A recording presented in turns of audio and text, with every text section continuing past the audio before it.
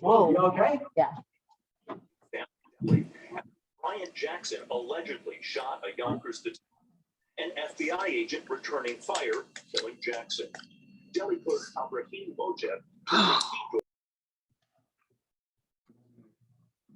I'm gonna use a microphone.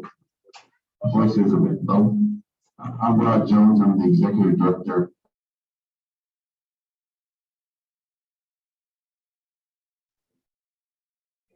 Rod, I'm sorry, you're on mute in the dining room. So if Gemma's there, can you ask her to unmute you, please?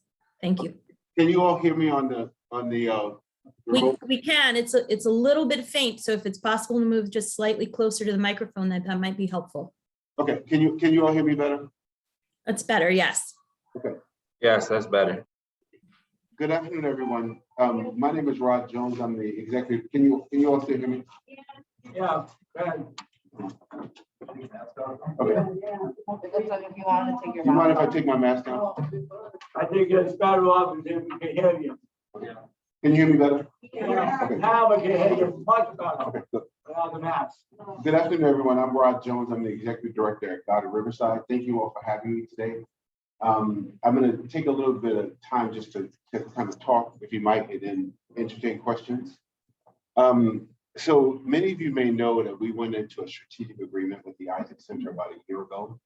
Really, when we started out with the hopes that we'd be able to strengthen both organizations together. For those of you who don't know God of Riverside, we've primarily served on the west side of the park. And we too are a settlement house that we do a variety of services from early childhood services all the way through senior centers, as well as natural occurring retirement communities. And so about a year ago, both boards came together really with the hope that both of us could strengthen both organizations as well as to increase impact for the communities we serve and to make sure that we created long-term stability for both of us. In that Isaac's is nearly 100 years old. On the Garda side, we started back in 1853. And so the real hope on both sides is that we'll be able to increase services as well as to stabilize staffing, and I think we still continue with that hope to think that we'll be able to bring more services into each of our centers and service areas, as well as to stabilize staff to make sure that they too have a fair and equitable wage, and that they can take care of their families, and that we're able to strengthen our services. Unfortunately, the transition didn't start out too well earlier this year. I have to say, without question, we had a separation, and that all rests on my lap. I recognize that I didn't manage that very well. I think in terms of both communication and approach, and I think there are moments in all of our lives where we feel like if we can go back and take a different approach, we would, and certainly I would. But it's my hope that that we can work together to make sure that we strengthen and get back to the original intent to make it better rather than make it worse. As many of you know, in some of those choices, I think that a number of people have experienced loss and hurt, which was never the intent. It was absolutely intent from the very beginning for us to build and grow together. And so I think for that, I can only apologize and say that I wish I had taken a different approach. But both then and now, I still continue to have high hopes that we'll be able to strengthen the communities together and strengthen both of our agencies. I think because at a time like this, more than any other, we need to certainly work together to make that happen. I think having been an executive director for 20 years, I know the struggle of keeping the doors open every day and making sure that whatever meeting the community's ever increasing needs. And so that was why we set out together to do this work, and we still continue to want to do that work. For those who are on Isaac's side, who's been here the last couple of weeks, I thank you for welcoming me. I spent a lot of time each day here over the last couple of weeks and plan to continue over the next couple of months, just getting to know the agency, getting to know the community, really listening and getting to understand how the organization works, how the community works, how it works on the Upper East Side, which quite frankly, I probably wish I had known a lot earlier. However, it's never too late to learn. And so each day I've just been spending time listening to each of you, listening to your concerns, listening to what your desires and hopes are. Really in an intent to make sure that as we go forward, that we can go forward together and that I better understand who each of you are, who the organization is, and what the hopes are. And so I recognize with that said, that there's a lot of questions about going forward and what that looks like. I think that there's some things that I've been able to think through, and there are some things that in order for me to think them through further, I'm going to need to do that in partnership with you. I think that what's become very clear to me is that we actually have to have a senior level person who's here every day, who's able to work in partnership with the community on projects and efforts and concerns that come up. And so we're committed to making sure that we bring a person on who can do that work and not do it alone, but to do it in partnership with collective representation. While we can't have 50 people in the room making that choice, it's our hope to pick about 7 or 8 representatives, both the head of the president of the senior center, as well as some of the other folks from the tenant associations and the tenant leadership who participate in both the design of that job and the hiring of that job. At one of our other locations, we have a secondary person who does all the facilities management. So that person will also split their time here at Isaac to make sure that the staff are able to do their daily work and keep the program going and the program strong, and that they're not divided. And so those two things we're working on diligently. It's my hope that after we have this meeting, we're able to get onto a discussion with those 7 or so folks so that we can begin to craft out that job description and then to hire the respective person that everybody can agree on. I think that's critically important. I think the next thing that we've been working on with the staff is just making sure that I'm much clearer about program operations and where the staff are short and where they have needs. And so we've been working on plans for that to make sure that we get the staff up to salary level compensation and that we add enough staff so that the staff can really add on to services and quality. And so I think I'll stop there and then open for questions or discussions or thoughts. Anyone in the dining room have any questions right now off the top of their head? Yeah, I got one. Now, the food you're getting out, like, I remember one day I was here and the juice was ice. So why is it ice? Well, when you get the food out, make sure there's no ice in the juice, because people cannot drink ice, have to drink juice. Thanks. So we make sure the juice is defrosted before we distribute. Yeah. We'll make a note to the nutrition. Okay, very good. In the beginning of your conversation, you were saying that you had a certain idea and it didn't go as or safety was going.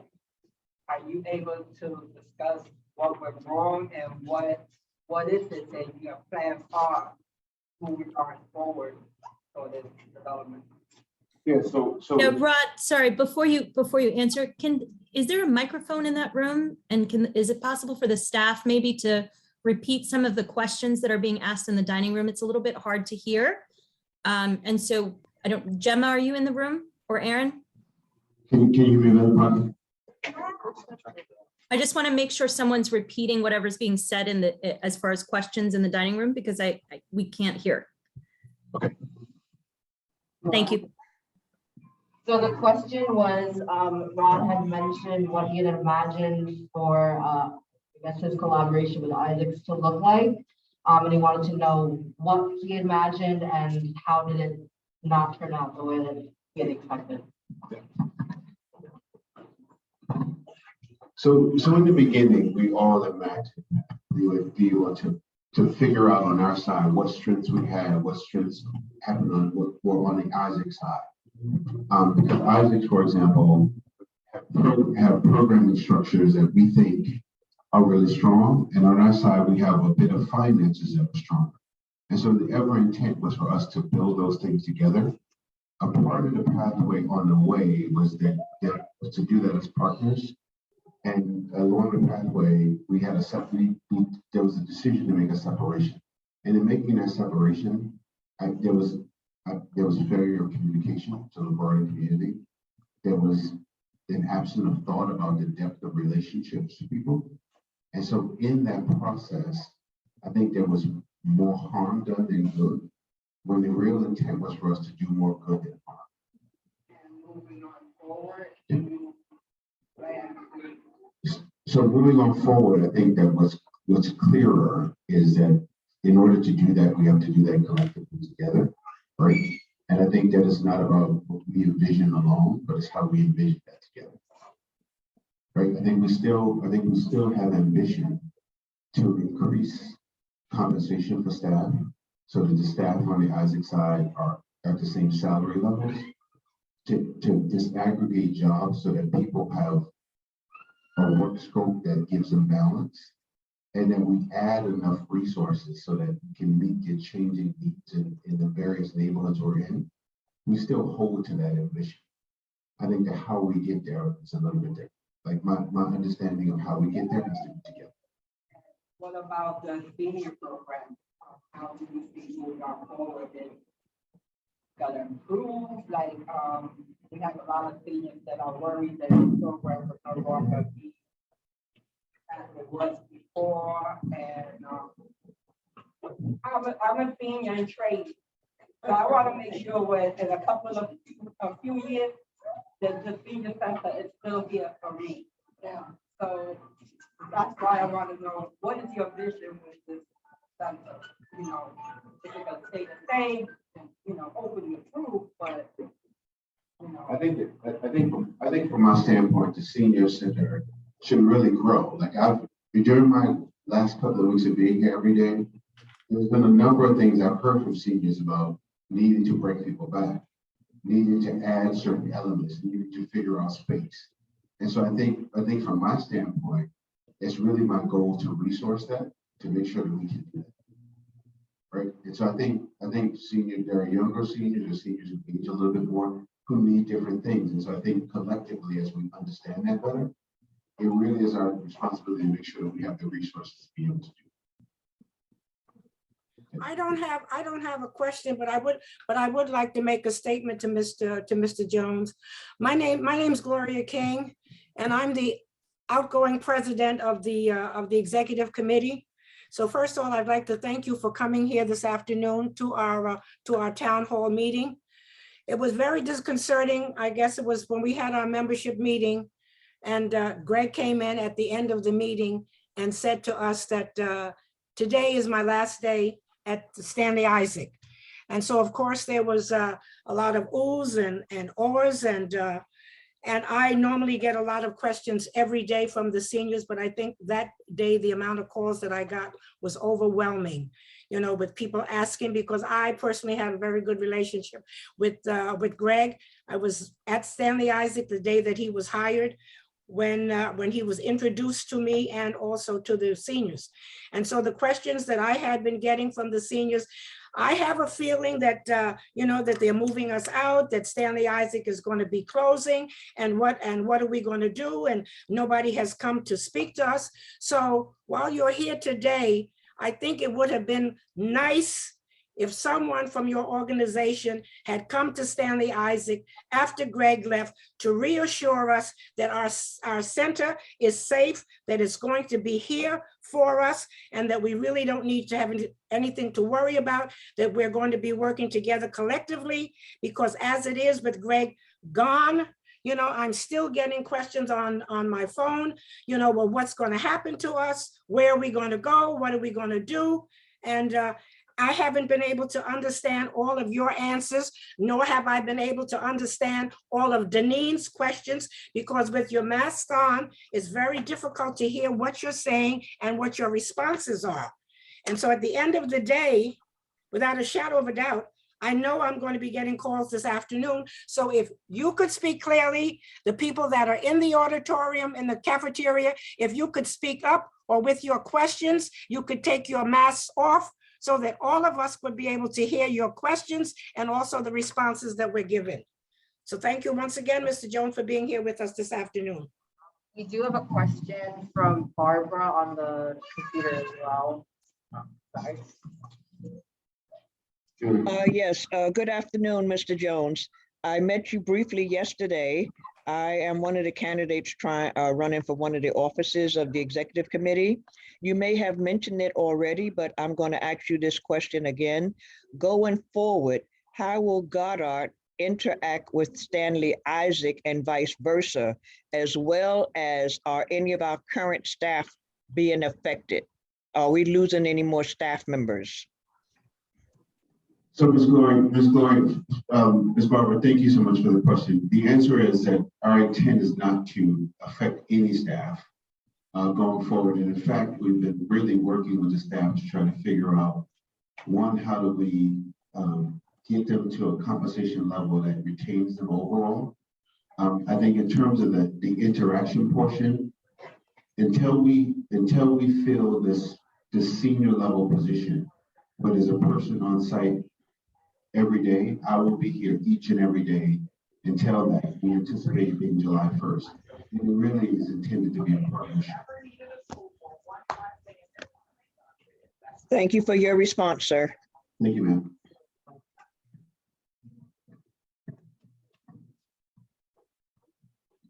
Thank you.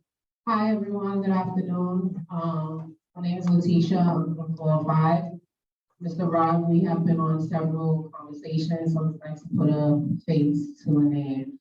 I just want to express my great concern with, of course, like the other two ladies have expressed, the very abrupt exit of Greg Morris with no concern for the community, which I understand the seniors are very concerned and very worried about it because they spend every day here. But at the same time, Greg was also very much in constant communication with the community, which is the younger ones, the youth, helping us on various projects. One of which you are probably very familiar with was the infill project, with which him and his staff was very amazing and helpful with.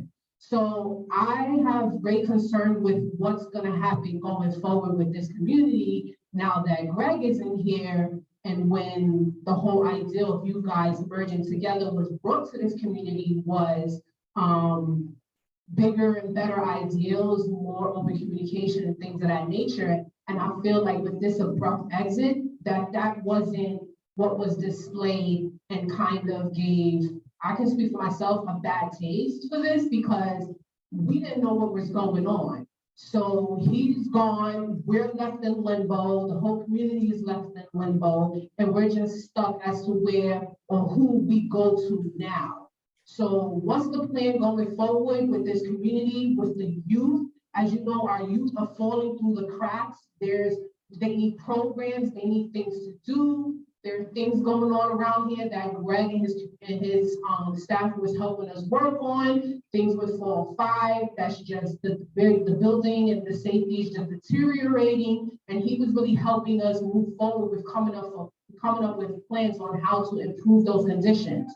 So what's the plan going forward? Because we're stuck here with no idea and just sitting here like sitting ducks trying to figure it out. And also there was an open door policy. We were able to call, we were able to email, we were able to see, we were able to, greet and, say goodbye at night. Like these are the things that we got. This was a community. So with him going on, I feel like slowly but surely we're losing that. So are we going to go back to this open door policy? Because not everybody has the means necessary to come during the day. So sometimes they need that evening or, just that open communication because some people are not comfortable expressing things in a big forum. They want to do things privately. So what's your plan for that and everything else going forward?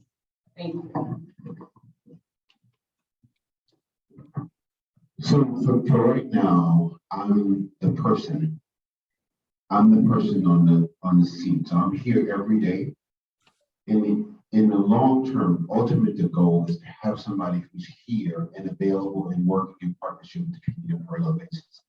I want to work with each of you because there's various constituent bases to make sure that that person is the person that we collectively choose and that that person is available the way you're talking about in the hours that you're talking about. And so I'm not unaware that we have to have that person.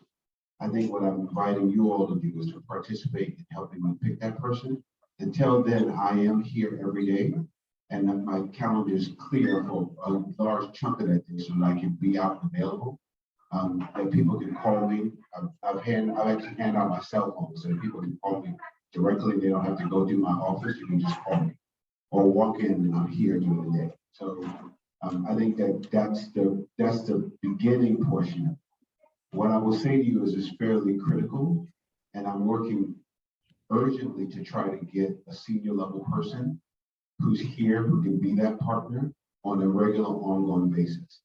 But I need help in order to do that. I need you all to help in, amongst the 7 or 8 leaders who are representative to help me pick that person, because my ultimate goal is to have that person here and present by July 1, and that there's a proper handoff so that person is meeting you all and being trained and actually discovering the things and understanding the community in the ways that I'm understanding and discovering.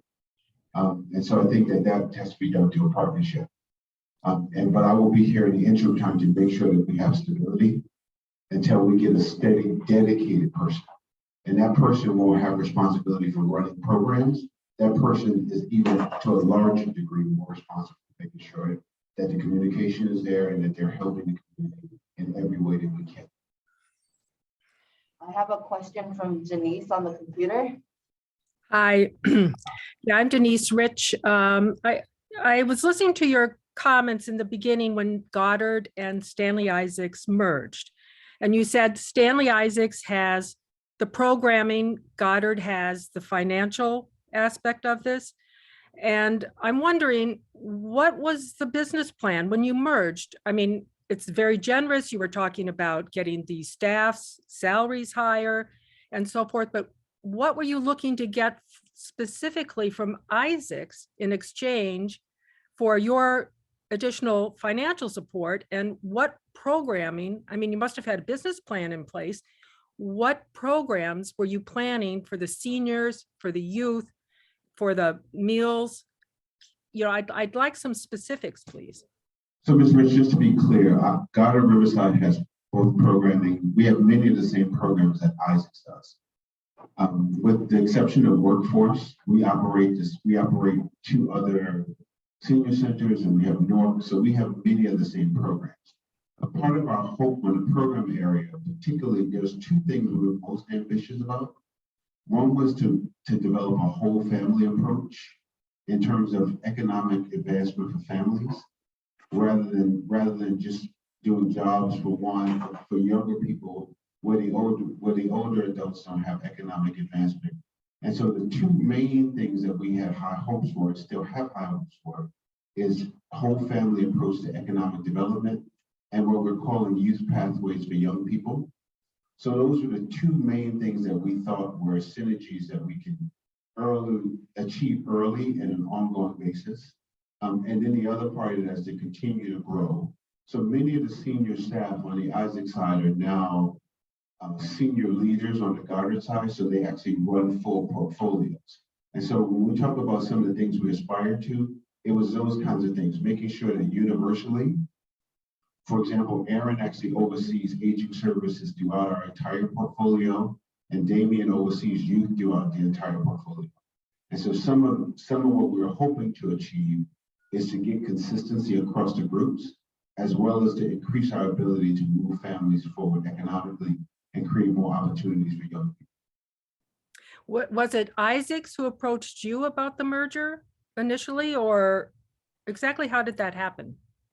I think it was through conversations on both sides. So it wasn't one or the other, it was both of us. And so how does the senior program fit into the whole family approach? Is that still a separate entity, or is that going to be part of this whole family approach? So part of the whole family approach really is about what we call most of the model designs talk about 2 generations.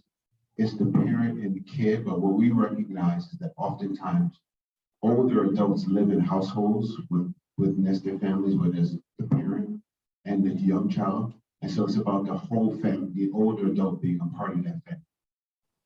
So that fits in that model. But that doesn't change the operation of senior centers or NORCs. senior citizens in Newark should really be growing at the pace for which the membership desires. All right, thank you. Other thoughts, other questions? I can't promise to have an answer for everything, but So in the beginning, you stated, okay, in the beginning, you had made a statement about there was an exit. I don't know if you were talking about like someone was going to exit. So was there always a plan for like Greg to exit? And then this was just poorly communicated that he was going to exit or that someone was going to exit? And again, it was just poorly planned. And I'm hearing a lot about making sure that the staff is, you know, monetarily, you know, accommodated. And again, you know, I'm not hearing a lot about, you know, the plan. So it seems like this plan was to make sure that, you know, everything was equal along the side, you know, that, you know, Aaron moved up and now he's, you know, in charge of both Goddard and Stanley, and Damien is in charge. But again, where are our youth? Where is the, you know, what's going on? I don't, to me, it sounds like this plan was not well thought out from the beginning. That's what it sounds like to me. And again, I'm hearing what you're saying, but again, it sounds like the execution was extremely poor. And I hear a lot, and when I was listening, and I'm just hearing a lot about the staff. We're making sure that the staff is good, the staff is getting their money, but I'm not hearing a lot about the people. I don't hear a lot about, you know, the seniors here, and I hear nothing about the children. I hear nothing about them, absolutely not.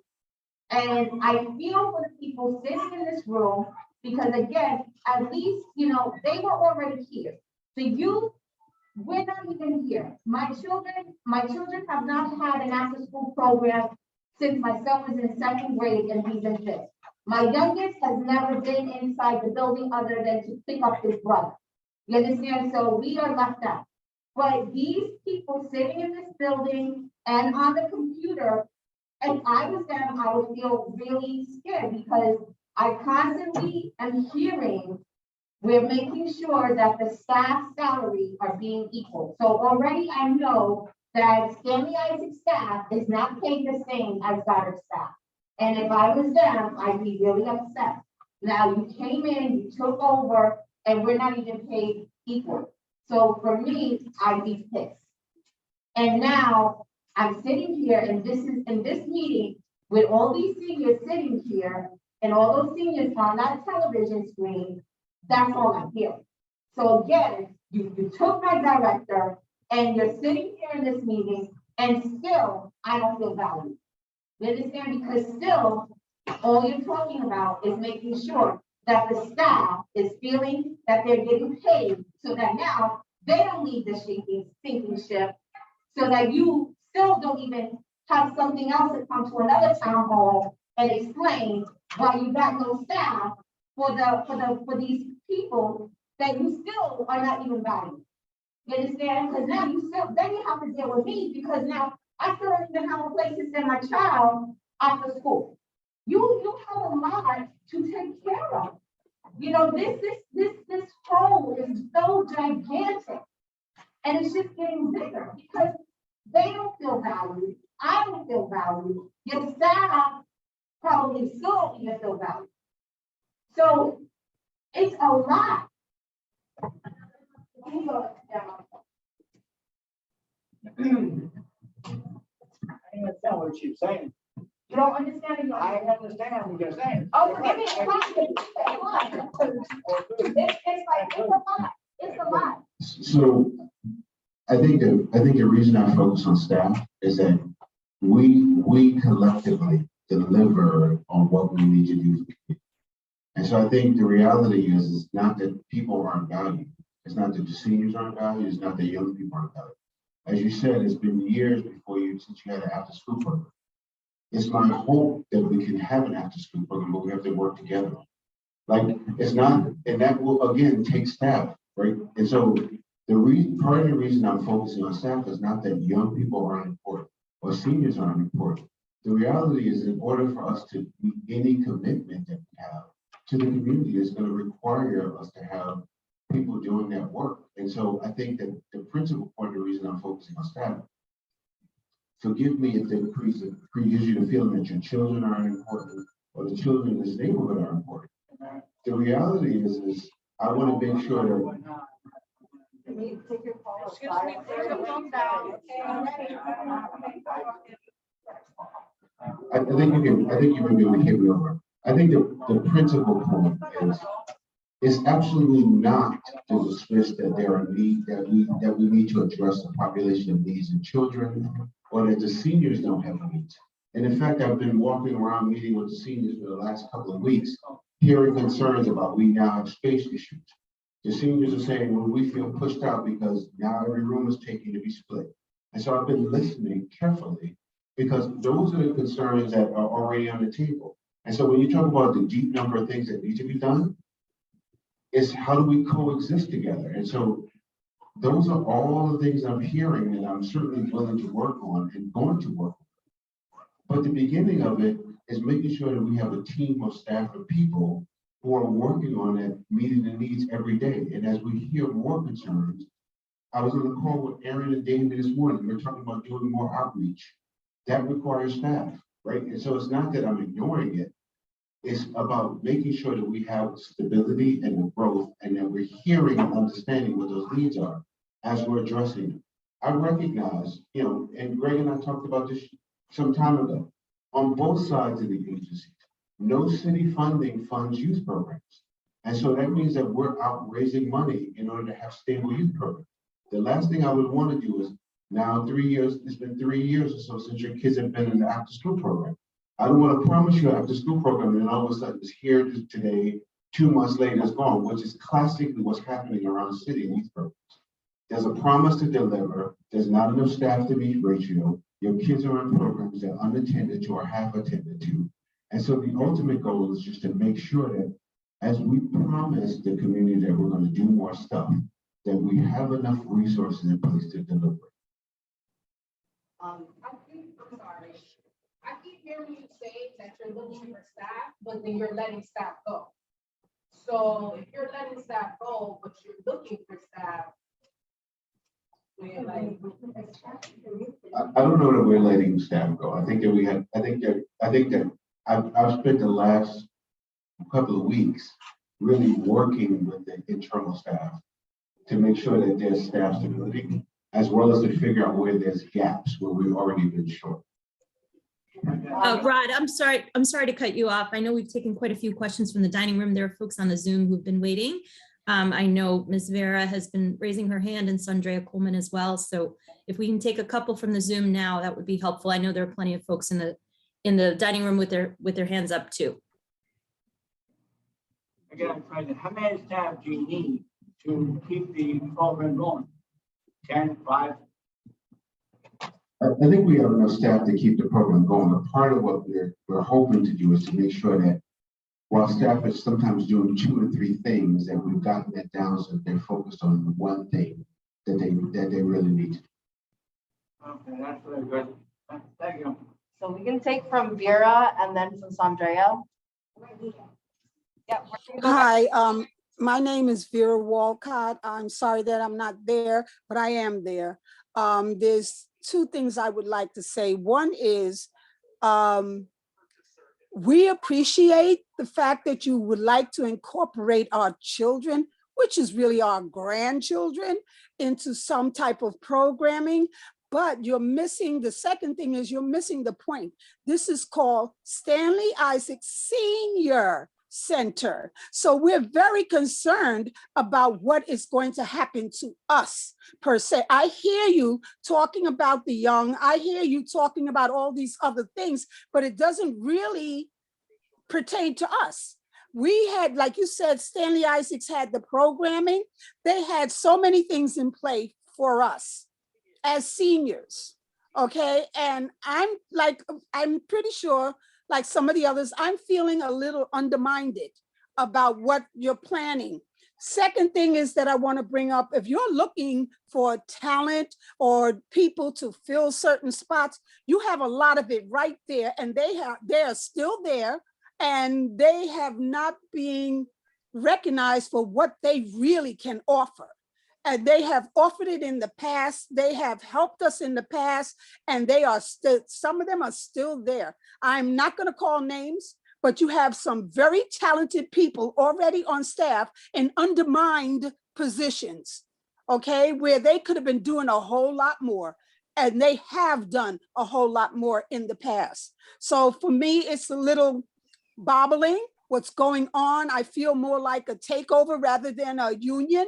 I don't feel that, I think that we're just recognized because we had those programs in play. Yes, you may have the money, but let's be real. This is both of you, Goddard and Stanley Isaacs, are nonprofits. It's not like this is a state or city job or something like that, but it's a nonprofit. And your nonprofits are only as great as the participants that are in the programming. We count, guys. We really do. The numbers that we represent count. Either way, Goddard or Stanley Isaacs, we count. And we need to know that on your side, we count. So thank you for that. I think in terms of the seniors, you absolutely count. And the reality is, I don't know that, if the answer is what's the big grand plan to change things, I don't know that I have a grand plan to change things. I think for us, it's about working with the community to figure out how to make it better, right? I think that when we talk about a collective community, it's about how we work together, because there are various interests. I think that there are people who are concerned about their children. There's people concerned about each of our grandchildren. And so the question becomes, how do we coexist? It's not for me to say, oh, well, I'm going to take something away from the seniors to give to the young people. But collectively, we have to figure out that agreement. I've been around for the last couple of weeks, and I think that I've heard from some people who say, well, we've lost this space or that space or the third space. Well, it's not for me to say I'm going to take a space from one to the other. It's about how we collectively work as a community to agree. Because whether it's our grandkids or whether it's us, it's about the whole entire community. That's what I'm trying to tell you. In the past, Stanley Isaacs, we have always united with the young. They come to us for questioning. They come and they do shows for us. They cook for us. They interact with us. So to us, we have our young people under our wing, and we would love that to continue. Now, the way things are right now, we don't know if there's going to be staff to help us do that anymore. And I'm saying to you that you have talented staff people that was there in the beginning and are there now, but they are doing other work than the work they really qualified to do and have shown that they were capable of doing. And Ms. Wilcox, I think that over time we're trying to figure that out. I think the goal is not for them to be underutilized, but to figure out what that work is once we agree on collectively what that work looks like. Okay. We're gonna take one more online, and then we're gonna move back to the dining room. They have been waiting a little while on the computer. Vera, did you have any more questions before we move on to the next person? No. Okay. No, I'm okay. Thank you. Sandrea? All right, yeah, greetings all, and yes, please work with us as well at our here virtually, because this meeting is for everyone inside the facility and us here, so we want to make sure we're heard as well. Yeah, so greetings all, I'm Sandra I. Coleman, I'm a member of Community Board 8. I'm also an executive officer with it, and I'm also the co-founder of the Holmes Isaacs Coalition. Thank you for coming out to speak to us, Mr. Rod, and thank you for this town hall so people can express their concerns and we can hear from you. My concern is that our community, I want to see that our community continue to thrive together. When this merger took place, it felt wrong because there was no transparency. It just happened. And then to lose Greg Morris without any notice to this community, it felt like a hostile takeover to me. by Goddard. It really did. And I said that in the last meeting as well. To know that seniors grieved and to see it, it really hurts me and others to the core. You know, I served for many years in a nursing home, part of pastoral services. And, you know, I love our seniors. I love all people. And to see them just hurt and grieve, it's painful. So the Homes Isaac Coalition has done a lot of work in our community, and many of its members have been actively engaged with our direct community before we were even established in 2019. As Letitia said, we've been doing work against, you know, fighting infill literally since 2015. Some of them started in 2016. But with that said, the center has been supportive. Greg, when Paki was with us, people have been supportive with our needs when we wanted to make sure we can preserve our homes against privatization. We, the coalition, the community, we need to be, you know, continue to be included and viewed as a partner. The coalition has no partiality. It's called the Homes Isaac Coalition. So we work with both developments collectively, and we care for residents from both developments. So we want to make sure that we are still seen as a partner. During the pandemic, we were able to help get, because the seniors were literally taken care of, but there were people that were not seniors that were hungry. And we were able to identify these residents of Homes and Isaacs collectively together and give a list, you know, to the center and see that these people needs are met too. Because at the end of the day, it is a community center and it's here for us all. You know, I teach bio writing there. I talk to people, I do this, I do that. So it's here for us all. And when we do the separatism, a lot of people think this community center is not for them. And I've heard that. And I tell them, no, you can go in there. You can speak to someone in there and there's social work and so forth and all of that. But the services, and I know the word is trying to get out of what the community center is, and it's here, but a lot of people just feel like it's not for them. And it's a community center. And we need to make sure that everyone can, you know, partake in it in any kind of way that's possible. And then I want to address, because we spoke about this in the NORC meeting the other day, and I brought it up, and Lakeisha brought it up as well recently, the community center attached to homes. The after-school program needs to be brought back, yes. I understand you mentioned funding, Rod, but at the end of the day, y'all got to find the funding. You have to find the funding. Speak to the district attorney, whoever y'all need to do, whoever y'all need to speak to, elected officials, the funding needs to be found and allocated so we can continue to do this. I'm a retired municipality worker. I used to supervise payroll in NYPD. My son was in that center, and it helped me as a working parent, a full-time working parent. I needed that center so my son could be somewhere. If I was ordered overtime, I could stay. And I could make it home in time to get him before the center closed. I needed that. And I know if I needed it, I know residents, the stakeholders over here needs the center as well. So I just wanted to share that, my personal testimony of it, how valuable it was for me.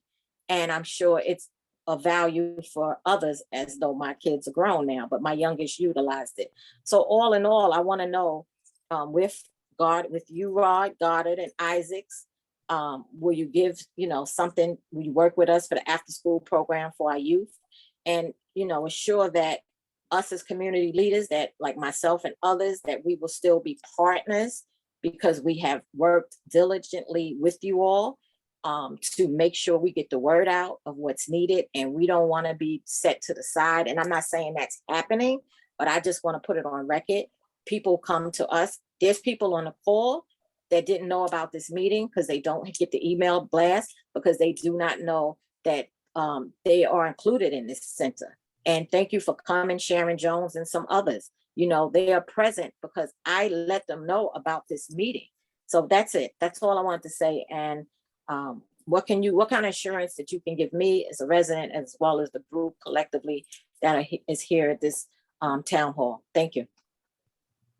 So Chandra, I think I want to first of all start by saying my every intent is to do good. When I got into this work, it really is about making community better. And I personally benefited from programs. Having grown up in Cypress Hills in Brooklyn, I know the value of programs. And I stayed at the center where my mother worked, so I understand. I think I want to make it clear that over my time of being here the last couple of weeks, I have a bigger and greater understanding of the partnership, and my every intent is to preserve it. I can apologize profusely 10 times till sundown, but as my mother would say, when you know better, you do better. And so I have a different understanding, and I absolutely make every intent to work in partnership with the community, because my only goal is really to make it better. That's why I come to work every day, is to make community better. And it's not something I'm going to be able to do alone. It's about us doing it together. It's about each of you calling out community needs. And part of my job is to make sure that I find the resources to get it done and that we collectively do it. So that is my commitment. I mean, I know you all don't know me that well, and I know that it started off really rocky, but I've been in this work forever, and it's always my intent to make sure that we do good by communities, and we do it in partnership. So that's absolutely a commitment I can give you up front. Okay, thank you. And I would like to speak to you offline about something. I won't bring it up in this meeting. It has nothing to do with you, but it was an experience I had today that I would like to share offline with you. Thank you. So Joy, you can call me on my cell phone. You got the number you're thinking. Okay, thank Question from Lorraine and then Luigina. We'll start with you, Lorraine. Ms. Johnson. The question is, you said the other day about there are two programs that Stanley Isaacs has for children. One is on 99th Street and one is at the school at 95th Street. And they have an after-school program. They took them from 1792 and put them in 95th Street up the hill. So that has nothing to do with Stanley Isaacs homes now or this community now at all. Those are called, Ms. Johnson, I think those are called the Beacon programs. Yes, And so the Beacon programs are still programs of the Isaac Center. yes, but that's where the children from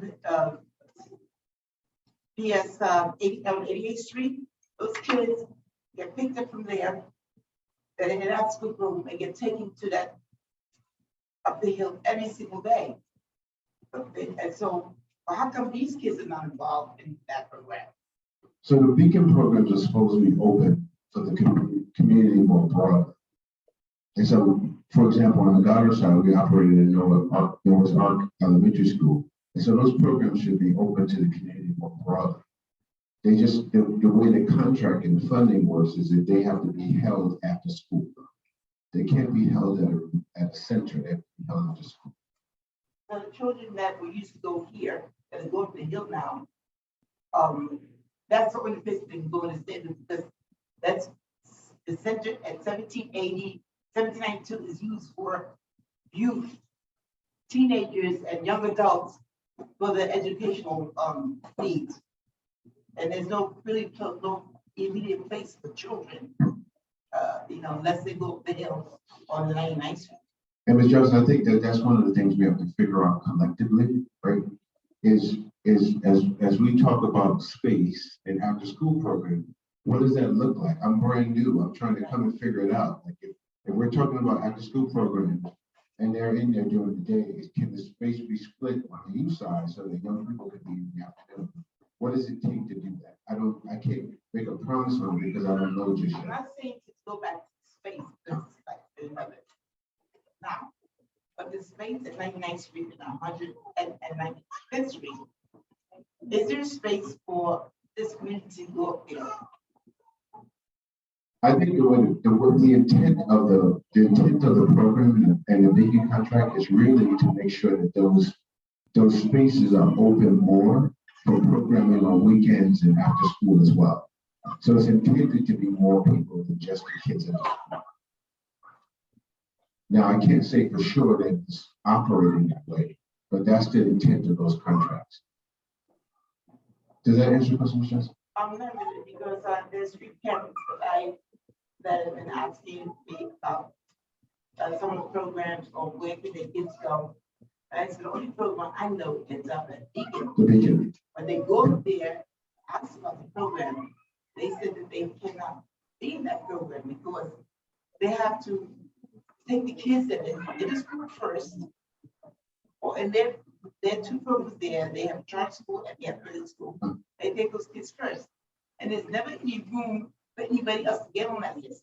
Yeah. Even the kids that go to that school from 88th Street or from, that out, that's right. Yeah, I think if there's no space, then we have to figure out how to add programming. And I think this is part of this discussion here. What does the community need and what can we reasonably add? Add where? Whether it be here or whether it be there. I think if they're not adding more kids, it probably has to do with the fact that they don't have enough staff people. It's got to be space or staff, but the intent is always then the maybe staff. And those programs require a ratio. And so if you don't have enough staff, you can't add more kids. Wait, Gina, not here.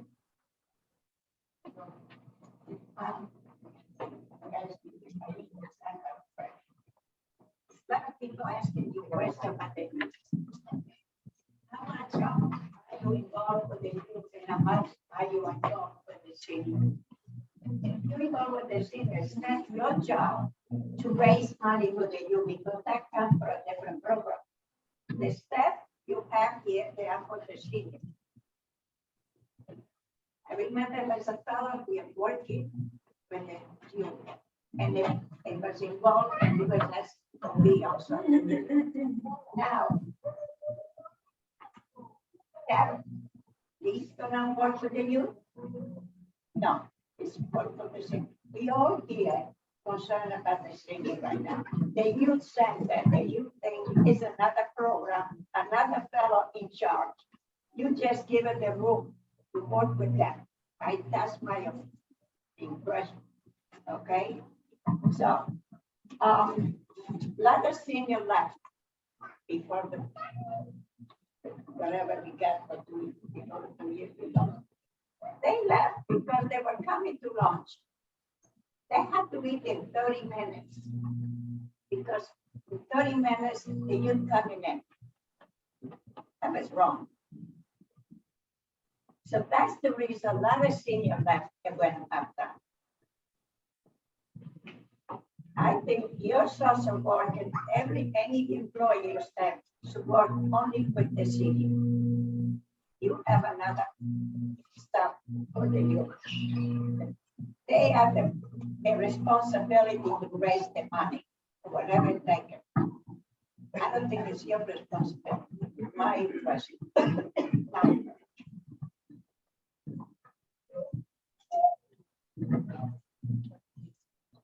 Just to respond to that. So ultimately, my overall responsibility is to make sure that we meet the full needs of the communities we serve. And that community is made up of little children, teenagers, adults, and seniors, right? And so as a collective community center, we have an obligation to make sure that we meet the needs of the community because there are various types of people. And so for many people in the room, sure, there's concerns about what older adults need, but your grandchildren and children have a life as well, and we're as interested in that. And so I think that to be clear, nothing changes about who Aaron is. Aaron still is responsible for aging services, right? And his team are responsible for making sure that the seniors have what they need. Damien is still responsible for making sure that young people have what they need in the building across the street. I think where this comes together is making sure that we collectively work together to figure out there's enough resources and space to meet everybody's needs. And it's not the first time I heard somebody say, we felt like we were pushed out because we had to share. I think that the goal is ultimately to figure out how to do it well so that we can meet the collective needs of the community, because it doesn't do us any good for older adults to have everything they need and you've got young people who essentially don't have jobs, because if they don't have jobs, then there's a problem coming, right? And so it's got to be the collective community, right? If we neglect any part of that, it's going to be a different problem. But it doesn't have to be a them or us. I think is a point I'm making, is that it's not about taking away from one to give to another. It's about figuring out as a community that we hope have a whole view, so that you have what you need, and then your children and grandchildren have what they need, right? Because we are a community when it's all said and done. Is that fair?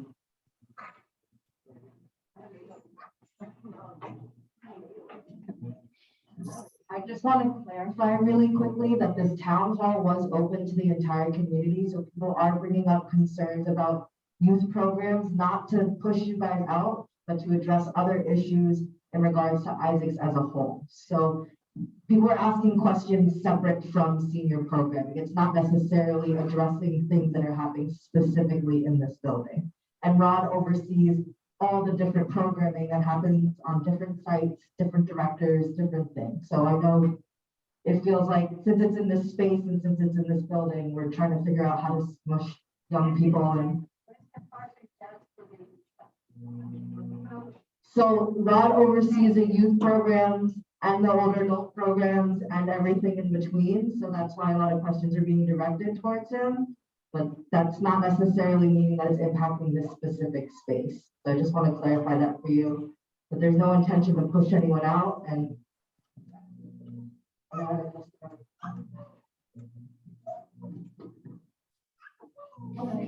and thanks so much for coming. Thanks for your time. And I know this is a community, so of course it is for everyone. But as to me, I came here only for the seniors. I'm very new to this program because I moved in not long ago, and I came to this area and I found it's a very good place, especially with Jama, Bonnie, and Dee, and her partner, Sandra, if I didn't remember the name wrong. Very helpful. And the food and the produce, very nice. I really appreciate what happened here. Even though I'm new, I'm so happy. I think a lot of people, get the same as me. Of course, there's some little things people concerned too. And as to me, I just wondered, my little request, if it is possible. I play bridge, and I came here several times to find, the game program. I don't see anyone. So I asked if I can bring people to come over. We only need a small table after lunch. I can bring people in. Somewhere, maybe a room, if there's no room, because I know it's a community for a lot of people. We can just stay here in the corner somewhere, we can play our games, and that's it. I really appreciate your time and everybody here. Thanks so much. So I think Jim will connect. yeah, I gotta look at the schedule. I'm gonna get back. Okay, thank you. Yeah, I think the principal thought is that we are a community. So the goal, I think we want to make sure that everybody has their needs met, right? And so it's not about one or the other, but it's about the collective.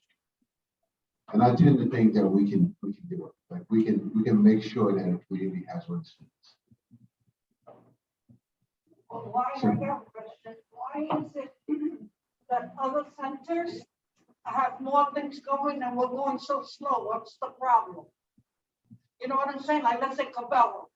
I have someone that can verify that. It's open 7 days a week now. They got more things, more programs going over here. Sometimes you come in this place, it's like a ghost town. We need something to do. That's why you don't hardly see during the week too many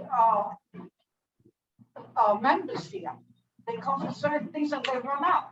Because you come in here, there's the same thing. You go to the other room, there's empty. Maybe once in a while you see a few men playing domino. There's really nothing going on here. So we feel, me as a member, I feel that this place, you're taking it away from us. And this is my second home.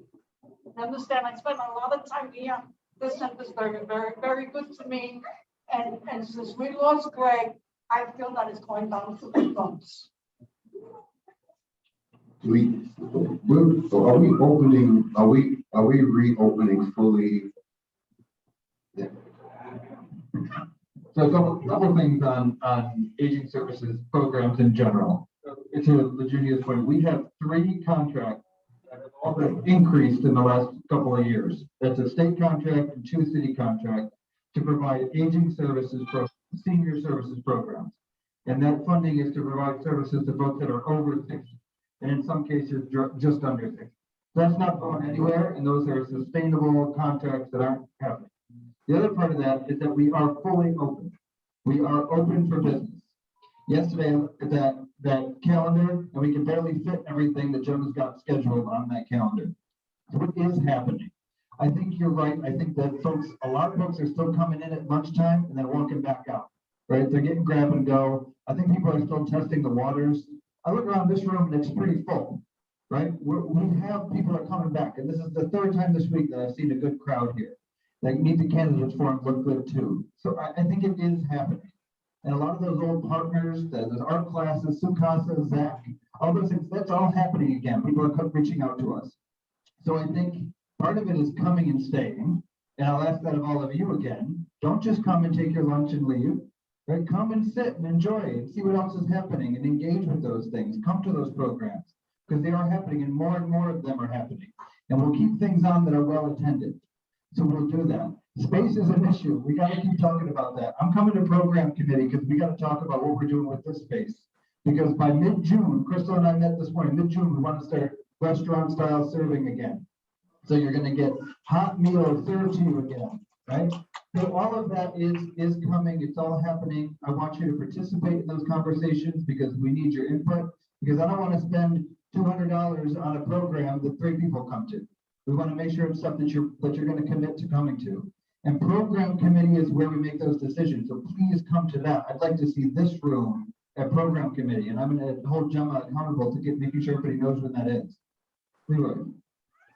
I would like to know when are we going to get our damn bathroom back? So Ron, take that one. We are working on that bathroom. Just so you all know what is happening. I was. The project was rolling along pretty good, and they found some air conditioner line in the middle, which is unfortunately when you open the wall, you discover something new. And so they had to get a separate contractor to reroute those lines so they can start the project all over again. I have heard the ladies, right, who've been very clear that just sharing a bathroom is not working. And so I did go and have a conversation with Jim. You know, I'm new, so I'm trying to solve problems behind the scenes. I think we talked about making one bathroom designated so that the men have a designated bathroom, because quite frankly, there's more of you than there are staff. And it's my sense is that we've got 3 bathrooms that have been primarily staffed. So, you know, the nomination is to convert one of them into the men's bathroom so that you all, the gentlemen on the senior side, have a men's bathroom used regularly.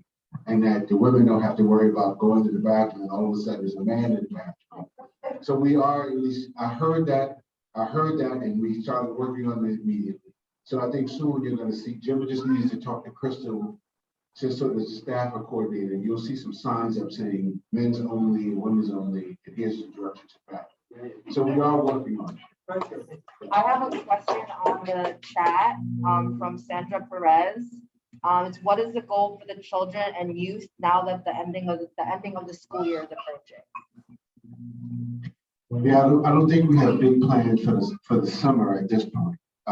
I think for us, what the only other thing I'm committed to in terms of youth program is to work with Lakeisha, because at some point we were talking about having an after school program.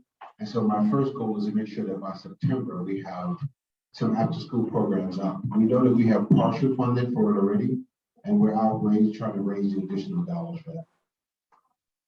It would be my hope on a regular basis, much like we do at other sites, that there's a summer camp program. But we gotta make sure we line the dollars up. I mean, They're also recruiting for the summer youth employment program, I believe, which I think is 16 to 24.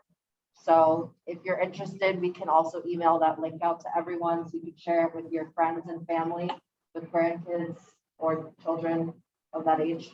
In the summertime, there was a night program here for the teenagers. We used to have funding for it. Night extended program. I think I was on the email where we are applying for the NYCHA funding over this side of Lincoln Square. It's the NYCHA extended day funding. I know, I had the mayor at that The point. TNC. Yeah, we're applying for that. We're applying for those dollars both here and at the center. So I do know that we're applying. I was in the CYO Secret Deck Hall. We had a meeting with school. I was in Secret Times. I was down Thomas Forest Center at East Second Street. And when I first joined the cadets, I was like 13. And my first rank, I was E2, then E1. E1, I was a single recruit. But because of my age, they sent me as single apprentice. And I was, wow. And that goes down back in '80. Then I went up to France to back in Sergeant. I was at back in Sergeant at the time for a year. Then that goes down. Then I went to the Tom and up to the Bronx. Now that's goes down. But there was, when I went back, there was 4 battalions. There was MacArthur, St. Nicholas Town, Land Salas, and Holy Spirit. So that's all 4, now all my 4 battalions are closed down. So now I have no more cadets. You know, to get the kids off the streets, kids away from drug addicts. So they, now, I don't know about South Sea, they trying to be open. I don't know what's going on with that. But, you know, like I'm saying, we used to have to keep kids to repeat some, never take ranks, never take. You got nothing to say. You know, keep them in order, you know, have respect for the families. We go to the town match once a month, and each child in uniform, make sure, you know, they live. We have the Navy cadets and the Marine cadets. We have the Navy cadets used to be in the Navy, the red Cracker Jack uniform, and the Marines, you had the Marine uniform, and then one time we used to have the Army cadets. So here's what we can do. I know that we're having a lot of discussion around intergenerational programs. So when the program committee meets, if we can bring it up to them as a possibility, we can figure out what's doing. Okay. Fair? Ask me. Okay. Good. Do we have any more questions on the computer, Zoom? If you're on a telephone, you can press *6 to unmute yourself. Going once, going twice. Okay. Anyone else in the dining room have any questions? Lorraine, do you have another one? I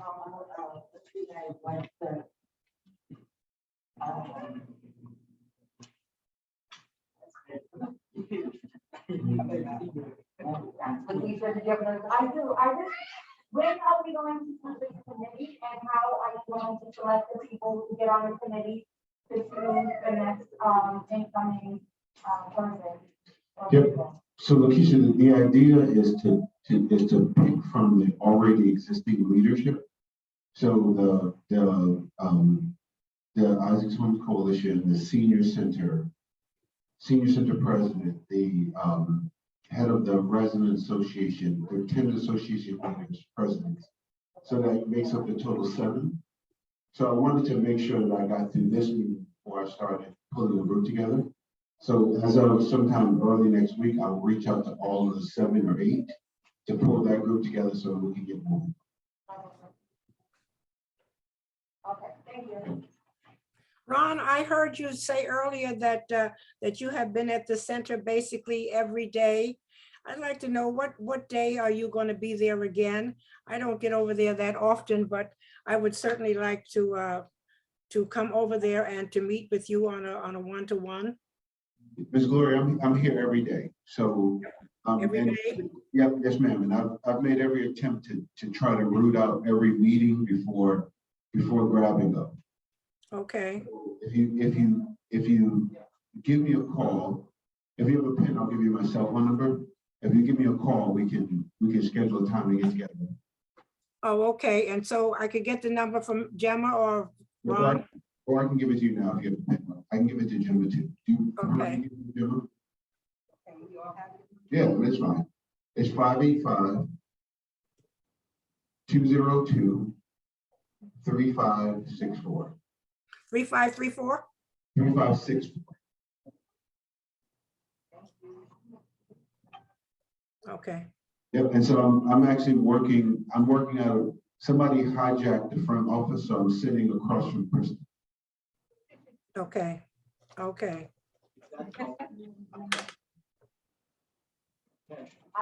This meeting is also recorded, so I'll be sharing it with everyone, via the email list. And if you ever need the number, you can always just reach out to me and I can provide you with any information I can give you that I have on hand. Okay. Ma'am? I would just like to add that when you do get your new staff, if they could be introduced to the members of the community center, because they be with the thing in and out, and we don't know who's who. We will certainly do that. I mentioned that to you when I have to talk with you. I told you about that. We're here talking Okay, about they it. look at it like a picture on the wall. Melanie, we met this morning with the social work team. Yeah, I just wanted to speak to that for a second. I want to speak to that for a second because we were meeting with the social work team this morning, the students, and just sort of acknowledging how long it has been since that everybody was remote and then only half here is right, this hybrid. So a lot of the staff, social work staff that started in the beginning of the pandemic have worked for Isaac for a couple of years now, but only spent a little bit of time here. And a lot of folks have just started to come back personally, in person. So you don't know everybody, and you don't know them.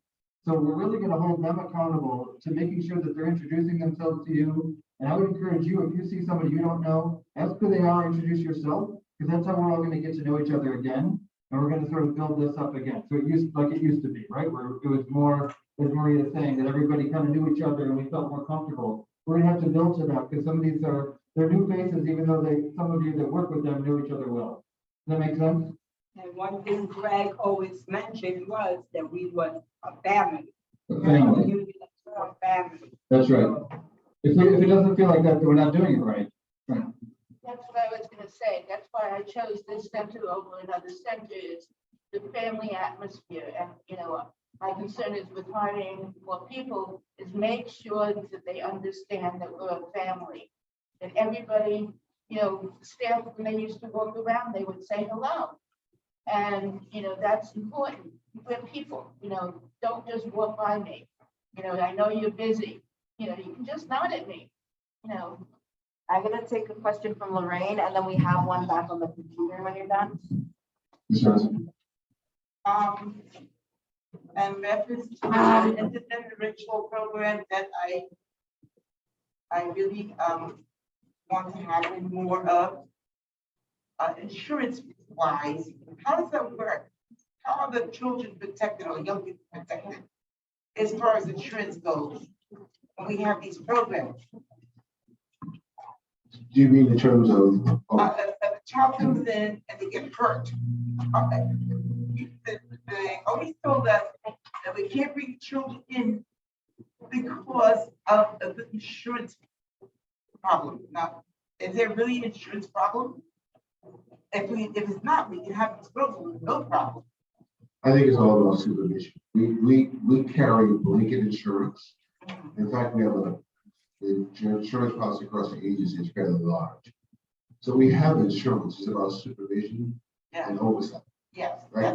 that makes more sense. Yeah, what insurance doesn't like is for us to just do something that's not supervision. And so that's when it becomes a problem. I'm glad I understand now, because I always thought that we were not having children or young people here because of the insurance is different from seniors. It should be, Yeah, the liability insurance is just liability insurance. yeah. Yes, ma'am. I have a question from Vera on the computer. Yes, Vera? Yes, I'm one of Stanley Isaac's volunteers, and we used to have meetings for the volunteers. So are you gonna bring that back so that we can discuss stuff what the volunteers are doing and what is open for volunteer work? I can answer that question. So we had that meeting and I think you actually attended it. As I mentioned in that meeting, we're still slow paced with people returning and kind of dabbling their feet on what they're comfortable with participating in. Now that we have more people and more opportunities for people to volunteer, I'm more than happy to bring that committee back. I'm still working on the new script for wellness calls, and I want to revamp everything back to the place where, or somewhat to where the place it was before. But we're a two-man team, so me and Bonnie are working on it. We didn't forget about you. Just gotta give us some time.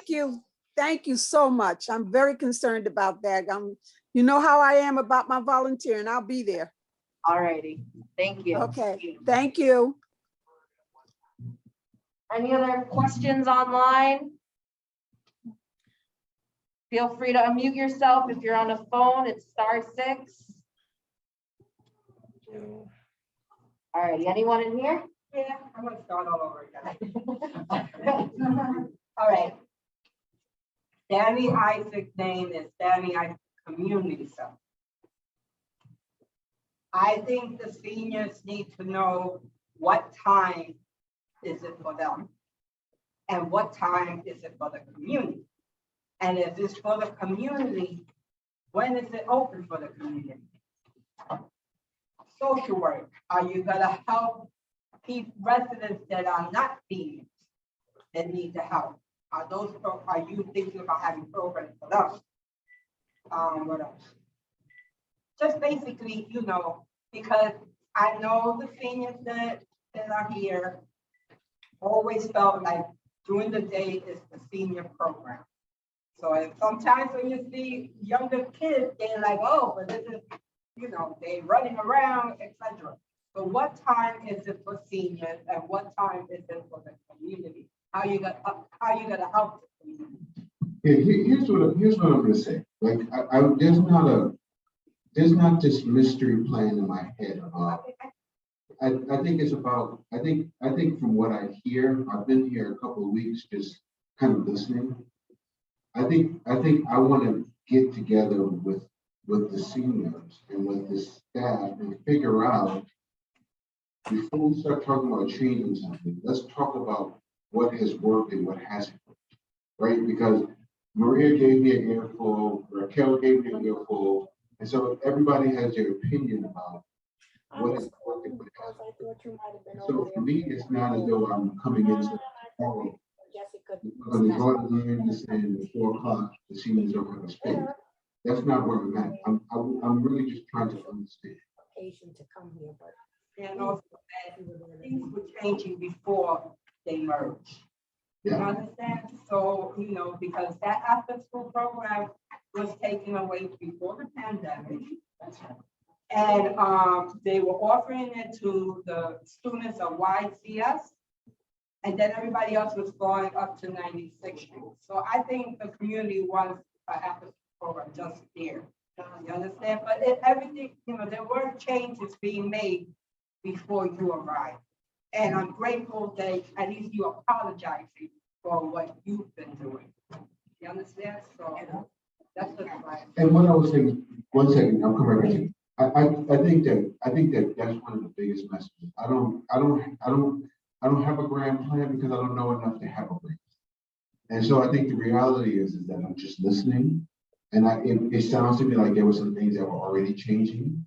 And so I think that it's better before we start to talk about this big next thing is getting people together and getting agreement that as a community teach center, that it's about everybody and that it's about securing the spaces. So Maria has been here for 35 years, that you all feel like you're not losing your space while accommodating grandkids.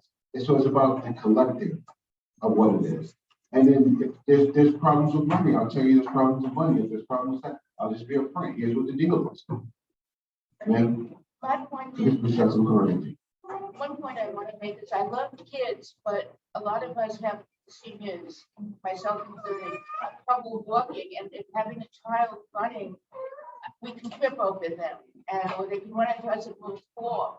So I love having, that's why I think the idea of when the young people in the vehicle, like when I went over to the center and worked with that, I knew I was there for, you know, whatever time I was there, and that I had to be careful how I moved around because it's kids. But it's hard when you come into a center and, you know, I'm worried about some of the other people who, you know, have more mobility issues. You have a child wanting, and the child doesn't know that they're in danger of knocking you over because your legs are not that strong. So that's the only concern I have about having the young, real young. Yeah, I think before we get into details on that, I think there's some consensus building that has to happen, right? And so I think if you can give me a little bit of time, because I have to admit, I've learned just being here for the last couple of weeks has given me a different level of understanding that I honestly didn't have. And so I think before I deep dive into one of those things, I want to just continue to learn a little bit. All right. Yeah. Yeah. I mean, I gotta learn. That was mistake number one. I don't repeat. I just want to learn. Yeah, that's why I wanted to just bring it up as another thing. Consider, I didn't think about it until I started having problems walking and seeing others. Yeah, fair enough. Ms. Johnson? One thing that I did find out is that 1792, their program's over by 3 o'clock, and they're out there by 3:30. And for many, many years, the children came at 3:30. Some of them would drop off a little earlier with their buses. And there was somebody from the center would be there until 3:30, pick them all up and bring them inside. That space is not used after 3:34. So there might be something to investigate. Why that space can be used, let's open back up for the children. Because I think that there's a lot of things possible. I mean, I have already observed that. So I'm just kind of watching. I don't, until I ask questions, it could look empty, but not be empty. And so I gotta keep watching. I think we're losing the group. Anyone else in here? I think we covered a lot. Again, Rod has shared his phone number and I can share that if anyone decides they need it. Should any questions come up, you can always send them to me and I can pass them along to him. So just a reminder, we're just trying to open up that communication line. So if you guys have any questions, comments, concerns that they get addressed. We have one more question over here.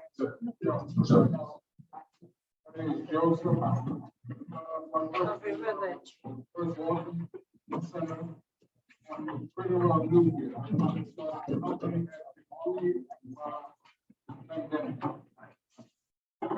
was amazing. They had a Christmas party and I won the main hit on my first time here. But it was like 60, 70 people packed in this room. We have a birthday party tomorrow. So my question is, you always see meal budget and will you open up the delivery? Sometimes I can't always make it. I may look like that evil guy, but. I think if you talk to the social worker, there's probably ways that we can figure out how to shorten it. Yeah, one time I used to, but then I missed the stop. Christians are putting. So Get a follow-up. You know, there's different, what they call soup kitchens. But believe it or not, some of the soup in the neighborhood, downtown, or West Side North, they have beautiful meals. So my question is, who decides what budget goes into the meal? Is it the seniors or is it the members here? Because from one spot to another is like day and night, and it's all in what they put in the budget. And that is important, health for me. So, so we have, what we used to have pre-pandemic was the menu planning committee, so we will have that again.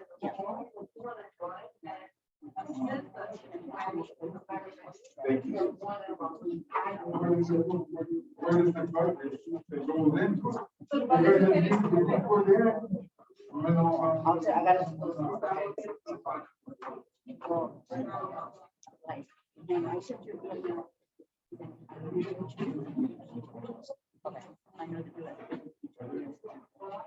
Okay, awesome. So we can-